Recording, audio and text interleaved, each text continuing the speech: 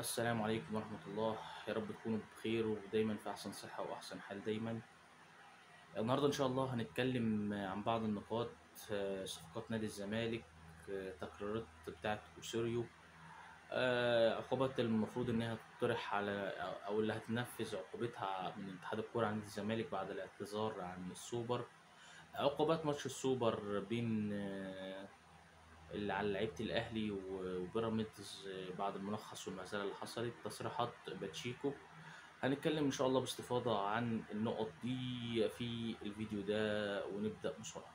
مبدئيا اتقال من فترة كده من 4 5 أيام، أنا طبعا بقالي أكتر من 4 5 أيام ما بطلعش عشان كنت بس مريض شوية، كان عندي مشكلة في رقبتي والحمد لله تعافيت منها على خير.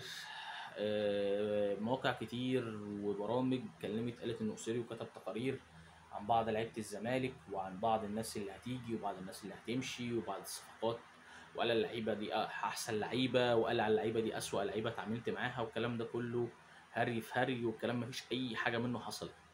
كل الكلام كان بينه وبين الجهاز المعاون والجهاز الفني، بيديهم رأيه وانطباعه عن بعض اللعيبه الموجوده في الفريق بدون اي مشاكل. يعني بيسأل عن ده خلفيته. انا شفت هو شاف لعيبه فعليا، بس لما جه النادي اتفاجئ بمستواها، سواء مستواها عالي او مستواها واطي.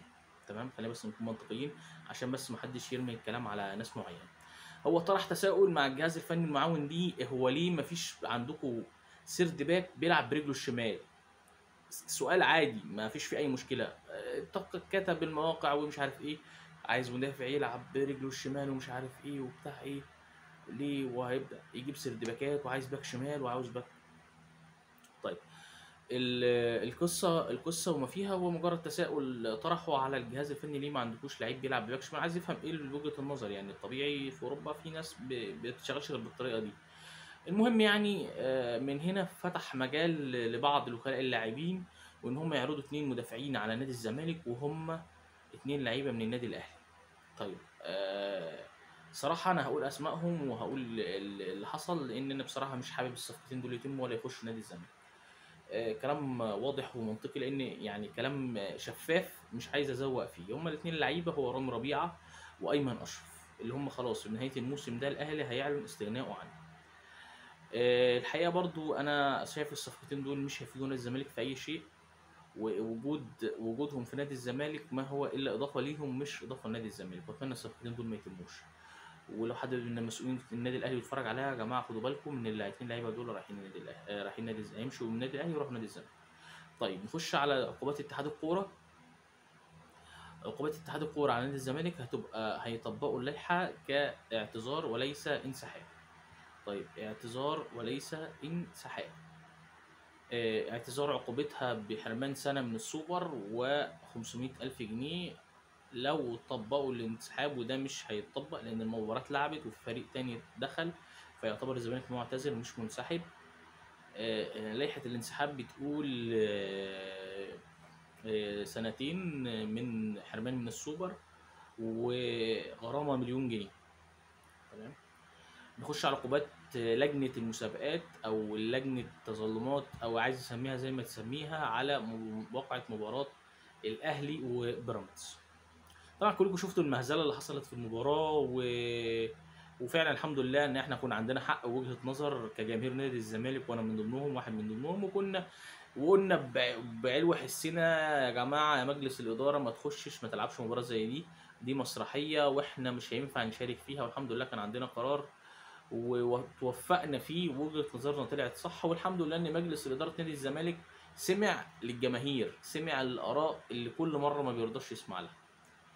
طيب، اللي حصل في مباراة بصراحة الأهلي وبيراميدز حاجة قمة المهزلة، وده نتيجة إن أنت بتجيب حكام مصرية ضعيفة في مباريات زي دي حاسمة، فما فيش عدل، ما فيش حاجة بتطبق. هو كل الحكم بيتحط حسابات، ولا ده اللعيب فلان ده مش عارف ايه، ده اللعيب ده مش عارف ايه. مهزله. اللعيبه بتضرب واحد، علي معلول يضرب الراجل بالقلم على وشه، والشناوي يسيب جونه ويروح يضرب اللعيب.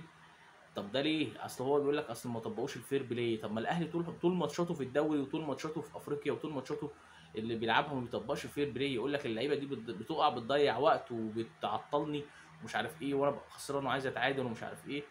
وهو عندهم يعني، انا برضو عشان برضو الكلام بمنطق، هم حرين، انا ما لا الومهم على ذلك. انت ما عندكش عايز تطبق فير بلاي، انت حر. بس ما تجيش لما واحد قدامك مش عايز يطبق الفير بلاي تقول لا انت ما بتطبقش الفير بلاي، ده انت لعيب مش محترم. لا، طب ما هو عمل نفس اللي انتوا بتعملوه، ايه الاختلاف؟ ايه الاختلاف؟ المهم، فيديو الخناقه انا نزلته امبارح على على القناه.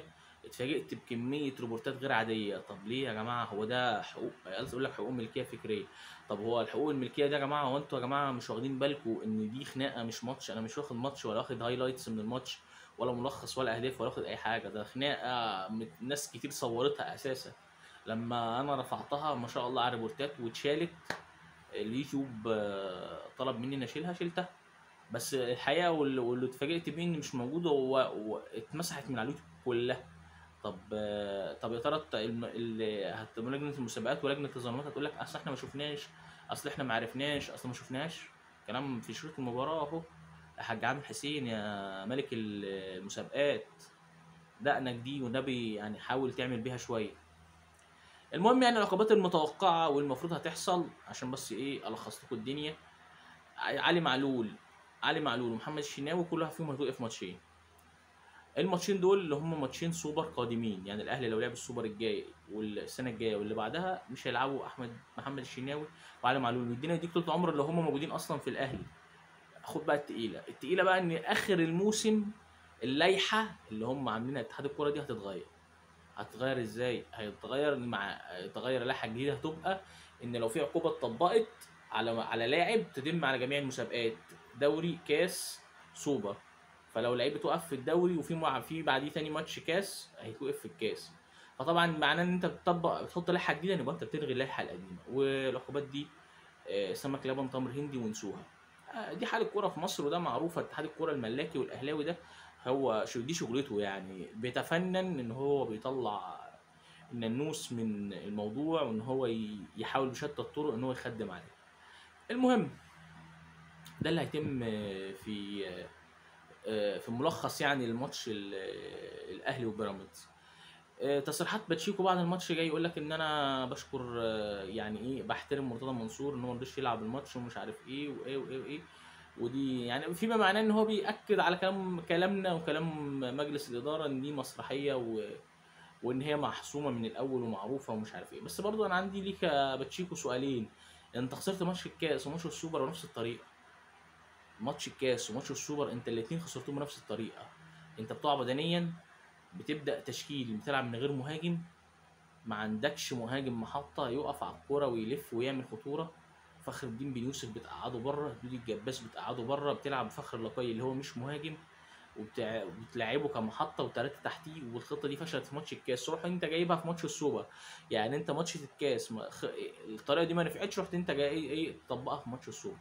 وبصراحه كولر احسن واحد يستغل الاخطاء، والحكم ما شاء الله، والفار زي الفل. وضرب الجزاء ايه يعني؟ مرجان احمد مرجان. ومدحت شلبي طبعا ايه حدث ولا حرج. مدحت شلبي ده ايه يعني؟ مدحت شلبي افتكروا كده مدحت شلبي لما كان نادي بيراميدز ده اول ما فتح، وبيراميدز كان بيلاعب الاهلي كان بيقول ايه على بيراميدز وكان بيقول ايه على الاهلي. فهي المصالح بتتصالح، المصالح بتتصالح. وكله دلوقتي بقى ايه؟ بيشرب شاي بالياسمين كتير على راي الزميل معتز الشامي. كله بيشرب شاي بالياسمين. المباراة ممتعة جدا واقوى سوبر انا اتفرجت عليه. كل 5 دقايق، وماتش اصلا كان ممل واللعيبه بدنيا واقعه ومفيش اي تكتيك ولا في اي هجمات ولا في اي فنيات في الماتش.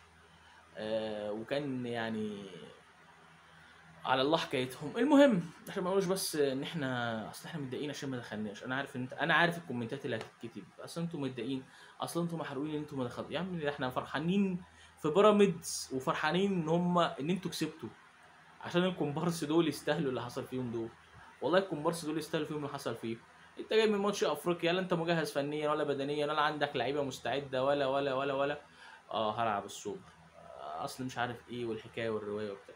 المهم ما علينا. من ضمن الصفقات اللي المفروض الزمالك حاططها في اولوياته هو عوده امام عاشور على سبيل الاعاره لمده سنه. الكلام اتطرح في مجلس الاداره، خصوصا ان امام مش مرتاح هناك وعاوز يرجع. وليبقى المشكله ماديه في نادي الزمالك. مشكله الزمالك هتبقى ماديه. ان هم يقدروا يوفروا فلوس بالعمله الصعبه، وان هم يقدروا يوصلوا اتفاق مع نادي ميتلاند، لان ميتلاند ما عندوش مشكله ان هو يبيع لامام، يبيعه مش يعيره. فهتبقى المشكله هنا، هو النادي عايز يبيعه ولا هيعيره وبعد كده ممكن يبيعه. دي هتبقى المشكله بين الزمالك ونادي ميتلاند لو في حاجه لامام عاشور. بعد الوكلاء طبعا عماله دلوقتي شغاله بتجهز سيفيهات. طبعا الاوسيريو قافل عليهم ميه ونور، ما فيش لعيبه هتيجي غير هو اللي عاوزها واللي هو شايفها واللي هو عاوز يجيبها.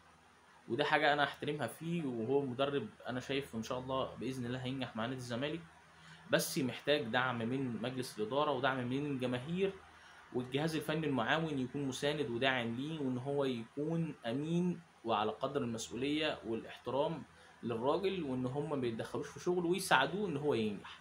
دي اهم نقط نقدر نتكلم عنها. اتمنى ان احنا نكون لخصنا كده كل الدنيا اللي في الاحداث اللي بتحصل دلوقتي حاليا، سواء متعلقه بنادي الزمالك او الغير نادي الزمالك. واشوفكم على خير ان شاء الله في فيديو جديد باخبار جديده خاصه بنادي الزمالك.